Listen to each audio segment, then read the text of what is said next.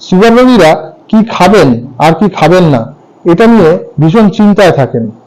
আমি আজকে আপনাকে একটা টিপস শেয়ার করছি, যেটা ফলো করলে আপনি কি খাবেন আর কি খাবেন না এটা খুব সহজেই আপনি চুজ করতে পারবেন।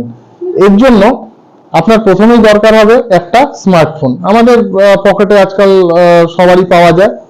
আর মনে রাখতে হবে দুটো নাম, এক নম্বর গ্লাইসেমিক ইন্ডেক্স আর দুই গ্লাইসেমিক লোড। গ্লাইসেমিক ইন্ডেক্সটা কি? একটা খাবার শরীরে যাওয়ার পর সে কত স্পিডে গ্লুকোজ রিলিজ করতে পারে সেটা হচ্ছে গ্লাইসেমিক ইন্ডেক্স। যার যত বেশি স্পিড তার গ্লাইসেমিক ইন্ডেক্স তত বেশি। আরেকটা কি? Glycaemic load. গ্লাইসেমিক লোডটা কি? একটা খাবার শরীরে গিয়ে কত পরিমাণ গ্লুকোজ রিলিজ করতে পারে, যার পরিমাণ যত বেশি তার গ্লাইসেমিক লোডও তত বেশি।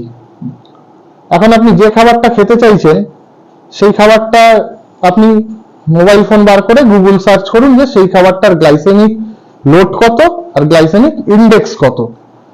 গ্লাইসেমিক ইন্ডেক্স 55-র বেশি আর গ্লাইসেমিক লোড 12-র বেশি হলে সেই খাবারটা আপনার কম খাওয়া অথবা এড়িয়ে চলাই ভালো।